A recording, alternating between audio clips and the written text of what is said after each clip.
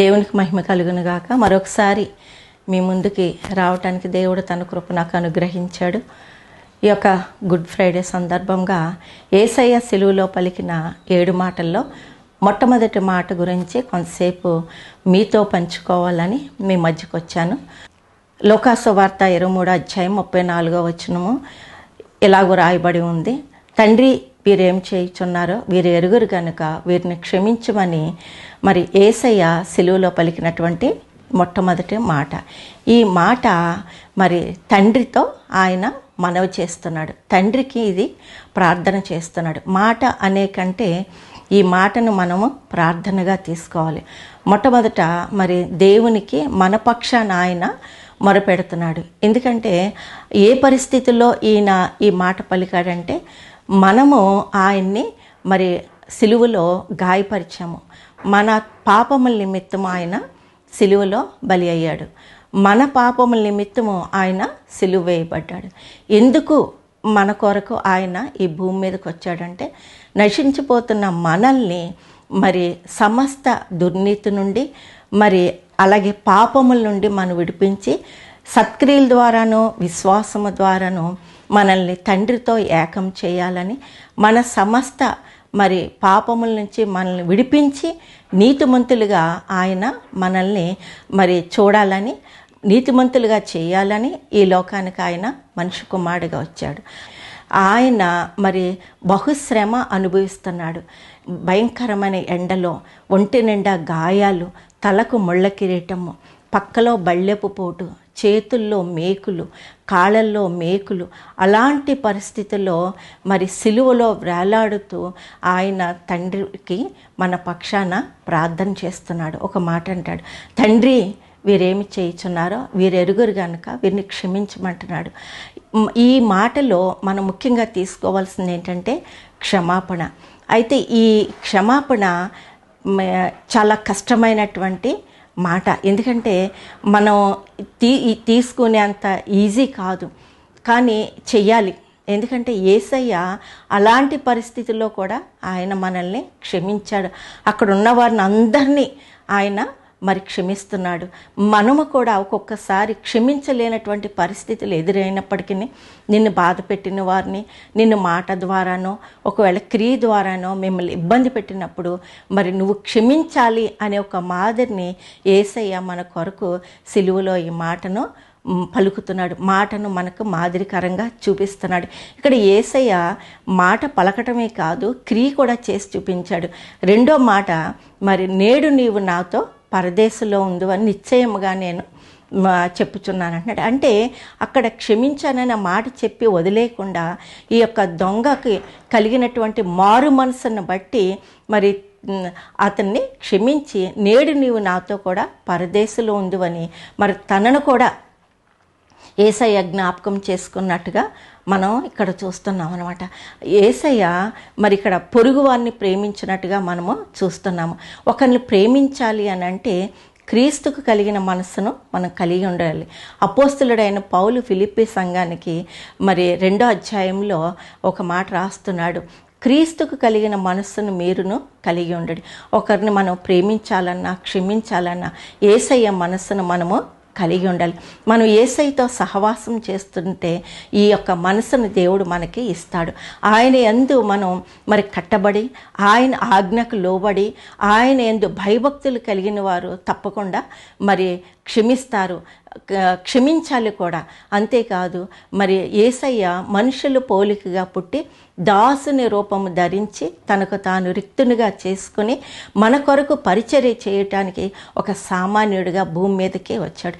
ఆయనే దేవుని కుమారుడయుండి దేవుడయుండి ఆ మహామహిమ కలిగిన సింహాసనాన్ని విడిచిపెట్టి మరి నీకు నాకు ఒక మాదిరిగా సిలువలో ఆయన మరి వేలాడినప్పుడు మరి నువ్వు అది జ్ఞాపకం చేసుకున్నప్పుడు నువ్వు కూడా ఇతరులను నీ పట్ల ఎవరైనా మరి ఆ రీతిగా నిన్ను బాధ పెట్టిన ఎడల నువ్వు క్షమించాలి. అందుకనే యేసయ్య 2 ప్రధానమైనటువంటి ఆజ్ఞలు మనకి ఇచ్చాడు.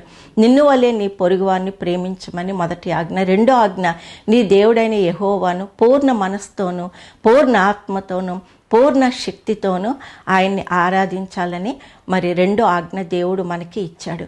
అయితే మనం ఎప్పుడు క్షమించగలుగుతామంటే ప్రేమించినప్పుడు మాత్రమే క్షమించగలుగుతాం, పై పెదవులతో కాదు. యేసయ్య మనల్ని పై పెదవులతో ఆయన సరే మిమ్మల్ని అందరినీ క్షమించేశానని ఆయన అనలేదు. ఆయన క్రియ చేసి చూపించాడు. ఆ క్రియ ఏంటంటే అదే శిలువ మరణం. అయితే మరి బైబిల్లో ఎక్కడ చూసినా కూడా మనకి ప్రేమ అనే పదము ఎక్కువగా కనిపిస్తూ ఉంటుంది. 1 కొరింథీ 13వ అధ్యాయంలో ప్రేమ, విశ్వాసము, నిరీక్షణ ఈ మూడిట్లో శ్రేష్టమైనది ఏంటంటే ప్రేమే. నువ్వు ఎప్పుడైతే ప్రేమించగలుగుతావో నువ్వు సమస్తాన్ని కూడా చేయగలుగుతాం. యేసయ్య ప్రియ శిష్యుల్లో యోహాను మరి యేసయ్యతో కలిసి నడిచినప్పుడు యేసయ్య యొక్క ప్రేమను చూశాడు కనుక యేసయ్య విషయంలో ఒక మాట పలుకుతాడు, దేవుడు ప్రేమ స్వరూపి అంటున్నాడు. అవును, ఆ ప్రేమకే ఆయన స్వరూపాన్ని తీసుకొచ్చాడు. మనం అందరం అంటాము, మనం అందరము కూడా దేవుని ప్రేమిస్తున్నాము అని చెప్పి తన సహోదరుని ద్వేషించిన ఎడల అది అబద్ధము. అంటే నువ్వు ప్రేమించావు అంటే నీ సహోదరుని తప్పకుండా కూడా మనము ప్రేమించాలి. నువ్వు ద్వేషిస్తూ నీ తోటి సహోదరుని ద్వేషిస్తూ నువ్వు యేసయ్యను ప్రేమిస్తున్నాను అని చెప్పటము అది అబద్ధమని యోహాను భక్తుడు రాస్తున్నాడు. అంతేకాదు మొట్టమొదట యేసయ్య మనల్ని ప్రేమించాడు గనుకే ఆయన మన కొరకు లోకానికి వచ్చాడు.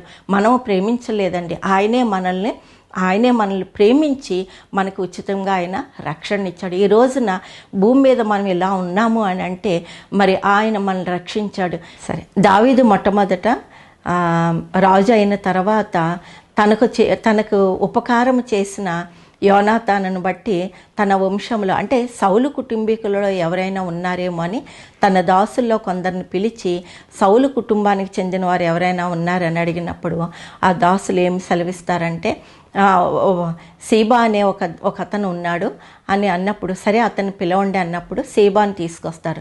సీబాని తీసుకొచ్చినప్పుడు చిత్తము ప్రభు అని అన్నప్పుడు యోనాతాను సంతానంలో అంటే సౌలు కుటుంబీకుల్లో ఎవరైనా ఉన్నారా అన్నప్పుడు యోనాతానుకు అని ఒక కుమారుడు ఉన్నాడు అన్నప్పుడు అతడు ఇప్పుడు ఎక్కడ ఉన్నాడు అని అన్నప్పుడు లోదెబారులో ఉన్న మరి అమ్మీయేలు కుమారుడైన మాకీరు ఎంట ఉన్నాడు అని అన్నప్పుడు అతన్ని తీసుకురమ్మన్నప్పుడు మరి సీబా అనే అతను వెళ్ళి మరి మెఫీబోషెతుని తీసుకొచ్చిన వెంటనే మెఫీబోషెతు దావీదుని గౌరవించి వెంటనే మరి సాగిలపడి నమస్కారం చేస్తాడు.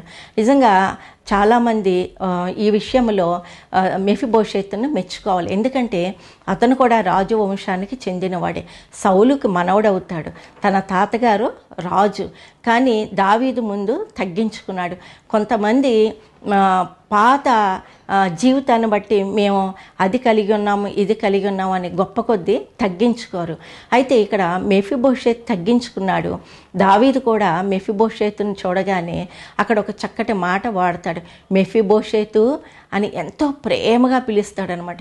రాజు అనే అహంకారము దావీదులో ఏ మాత్రము కూడా కొంచెము కూడా అక్కడ కనబడట్లేదు.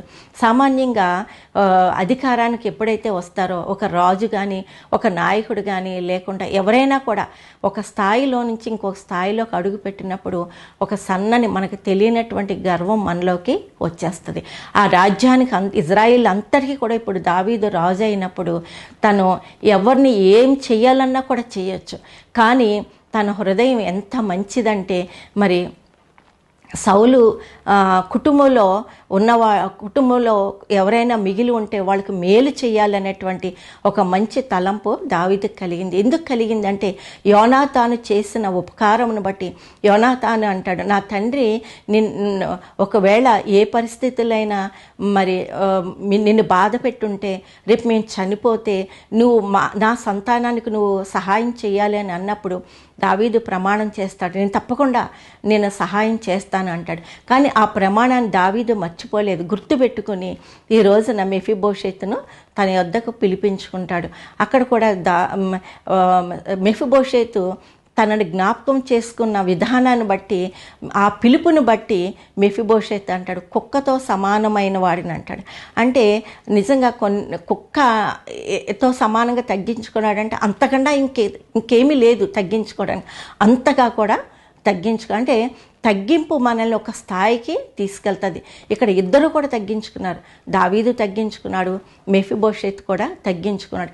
మెఫీబోషెత్ తన జీవితంలో అనుకుని ఉండకపోవచ్చు ఎప్పుడూ కూడా, ఎందుకంటే తన కుంటి కాళ్ళు గలవాడు. మరి ఎప్పుడైనా అసలు నాకు ఒక మంచి ఆధారం దొరుకుతుందా, నేను ఇంక ఇలాగే తను చనిపోతాను అని అనుకుని ఉండొచ్చు. కానీ మరి ఇక్కడ దావీదైతే మాత్రం ఒక రాజుగా ఏమంటున్నాడంటే, ఈ రోజు నుంచి నీవు నాతో పాటు నా ప్రక్కన కూర్చుని నా ప్రక్కన కూర్చుని నాతో కలిసి భోజనం చేస్తావు అన్నాడు. అంటే ఎక్కడ నుండి ఎక్కడికి వచ్చాడు. మెఫీబోషెత్ స్థాయి ఇక్కడ మారిపోయింది. ఎందుకంటే నువ్వు తగ్గించుకున్నప్పుడు, అది ఏ పరిస్థితుల్లోనైనా నువ్వు తగ్గించుకున్నప్పుడు దేవుడు నిన్ను ఒక మంచి స్థాయిలోకి తీసుకెళ్తాడనమాట. అయితే ఇక్కడ మెఫీబోషెత్తుకి అనుకుని ఉండొచ్చు, నేను ఇంకా నా జీవితం ఇంతే, నేను ఇలాగే చనిపోతాను అని అనుకుని ఉండొచ్చు. సామాన్యంగా కాళ్ళు చాలా ఇంపార్టెంట్ మనిషి జీవితంలో.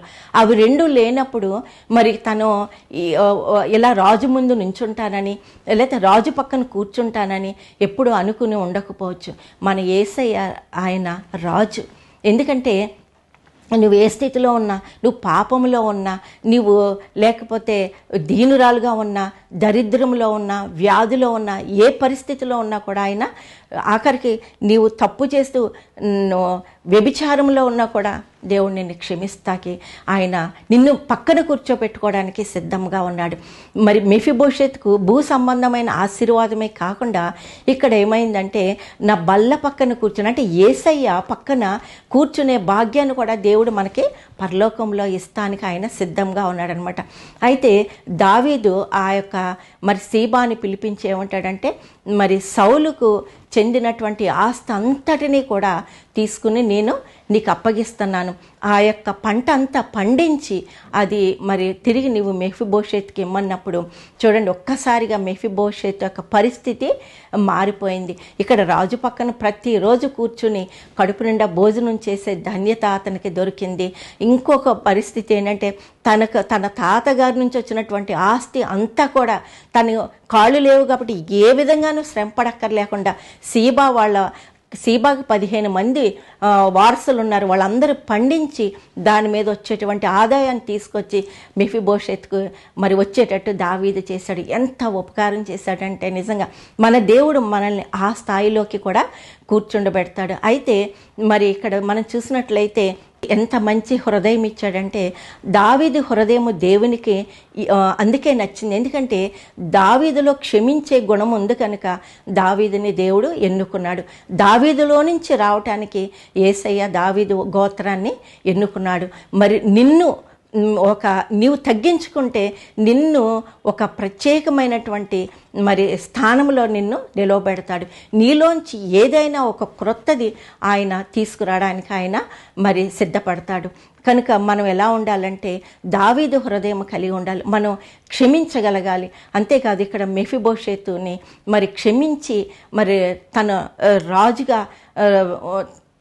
రాజు అనే అహంకారము దావీదు చూపించకుండా, ఇంకా మనం మెఫీబోషెత్ విషయంలో మనం చూసినట్లయితే మరి తన కుమారులతో పాటు రాజకుమారులతో పాటు అక్కడ బహుశా దావీదు రాజకుమారులు అబ్షాలోం అయి ఉండొచ్చు, సొలొమోన్ అయి ఉండొచ్చు, వాళ్ళందరూ రాజకుమారులు కనుక వాళ్ళతో కూడా మరి మెఫీబోషెత్ కూర్చున్నాడు. ఒక కుంటివాడు అనమాట.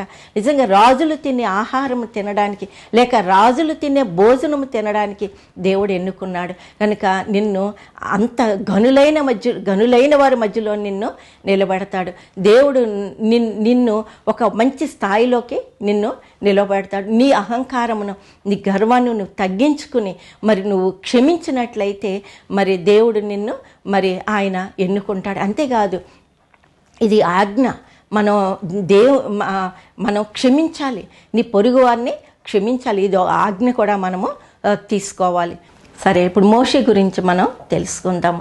మోషే ఇజ్రాయేలీల్ని, ఐగుప్తులో బానిసలుగా ఉన్నవారిని విడిపించడానికి దేవుడు మోషేని ఎన్నుకున్నాడు. అలాంటి మోషే విషయంలో మరి మన సంఖ్యాకాండం 12వ అధ్యాయంలో ఒక వచనం మనం చూద్దామను. అయితే ఇక్కడ మరి మోషే కూషు దేశస్తురాల్ని వివాహం చేసుకుంటాడు. ఈ సంగతి మరి మిరియాముకి అహరోనుకి తెలిసినప్పుడు అది వారికి నచ్చదు.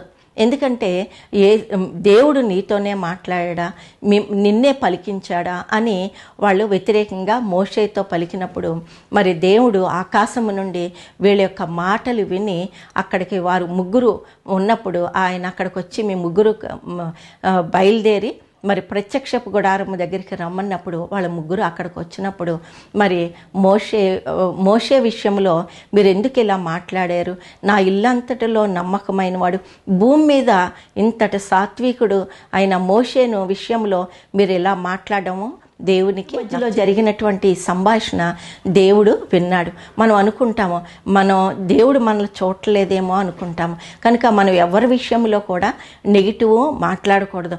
మనం ఒక్కొక్కరి పట్ల ఒక్కొక్క ప్రణాళిక ఉంటుంది. నీవు చూసిన చూపుతో ఆయన చూడు, నీవు ఆలోచించినట్టుగా ఆయన ఆలోచించడు. మోషే విషయంలో వారు వేరే విధంగా ఆలోచించినప్పుడు మరి ఈ మోషేని ఏర్పరచుకున్నాడు కనుక దేవుడు మోషే విషయంలో దేవుడే ఒక సాక్ష్యము పలుకుతాడు. ఇక్కడ అంటాడు, మీలో ప్రవక్తలు లేరు కనుక మీ ప్రవక్తలు ఉంటే దర్శనము ద్వారానే మీతో నేను మాట్లాడేవాడిని. అంటే దావీదు కాలంలో ప్రవక్తలు ఉన్నారేమో కానీ మరి మోషే కాలంలో ప్రవక్తలు లేరు. అందుకని దేవుడు మరి ఈ విషయాన్ని స్వయంగా వీళ్ళతో మాట్లాడుతున్నాడు. నా ఇల్లు అంతటిలో నమ్మకంగా ఉన్న మోషే విషయంలో ఇలా మాట్లాడడం దేవునికి ఇష్టం లేదు కనుక మిరియాముని అక్కడ తెల్లని పొడల వంటి కుష్టు వచ్చినట్టుగా ఆ దేవుడు అక్కడ ఆమెని శపిస్తాడనమాట. ఆమెకి కుష్టు వచ్చేటట్టు ఆయన అక్కడ చేస్తాడు. అలా మాట్లాడి ఆయన వెళ్ళిపోయిన వెంటనే మరి మోషే తన అక్క మిరియాము కుష్టుతో బాధపడుతున్నప్పుడు ఆ మాంసం అంతా కుష్టుతో ఉన్నప్పుడు అది చూసి మోషే ఎలుగెత్తి ఏడ్చి ప్రార్థన చేస్తాడు. ఈమెను ఈ యొక్క పరిస్థితి నుంచి విడిపించమని ఎలుగెత్తి దేవునికి ప్రార్థన చేస్తాడు. అంటే మన విషయంలో ఎవరైనా ఏదైనా అన్నప్పుడు మనం ప్రార్థన చేయం, ఎందుకులే అనేసి మనము పక్కన పెట్టేస్తాము. కానీ ఇక్కడ మోషే నుంచి మనం నేర్చుకోవాల్సింది ఏంటంటే తన అక్క ఆ పరిస్థితిలో ఉండటం చూడలేక ఎలుగెత్తి ఏడ్చి ప్రార్థన చేస్తాడు, దేవునికి మొరపెట్టినట్టుగా ఉంది. అయితే మిరియాము విషయంలో ప్రార్థన చేస్తాడనమాట. కనుక మనము ఇతరులను ప్రేమించాలి, క్షమించాలి. అసలు ప్రేమించటంలో క్షమించటంలో మనము యేసయ్యనే మాదిరిగా తీసుకోవాలి. ఎందుకంటే ఆయన మనల్ని ప్రేమించి క్షమించి మనల్ని ఈ రోజున మరి మనకి నిత్య జీవాన్ని ఆయన మనకు అనుగ్రహించాడు. మన సమస్త పాపముల నుంచి మనల్ని విడిపించి ఆయన కుమారులుగాను కుమార్తెలుగాను మరి ఆయన మనల్ని ఏర్పాటు చేసుకున్నాడు. కనుక మనందరము కూడా ఇతరులను ప్రేమించి మరి ఒక మాదిరికరంగా ఈ గుడ్ ఫ్రైడే సందర్భంగా మనం అందరము కూడా ఇతరులను క్షమించి ప్రేమించినట్లయితే మరి దేవుని యొక్క కృప మనకి ఎప్పుడు కూడా తోడుగా ఉంటుంది. దేవుడి కొద్ది మాటలను దీవించను. Raju Pammi host India YouTube channel. ఈ ఛానల్ని మీరు లైక్ చేయండి, షేర్ చేయండి, సబ్స్క్రైబ్ చేయండి. పక్కనే ఉన్న గంట సింబల్ని క్లిక్ చేయండి. ఎందుకంటే మేము అప్లోడ్ చేసే ప్రతి వీడియో మీకు నోటిఫికేషన్ వస్తుంది. ఓకే, ఈ వీడియోస్ కనుక మీకు నచ్చితే మీ ఫ్రెండ్స్ అందరికీ తప్పకుండా షేర్ చేయండి. ఈ వీడియోలో వచ్చే ప్రతి కార్యక్రమాన్ని చూసి మీరు ఆశీర్వాదం పొందుతారని మనస్ఫూర్తిగా కోరుకుంటున్నాను. God bless you all.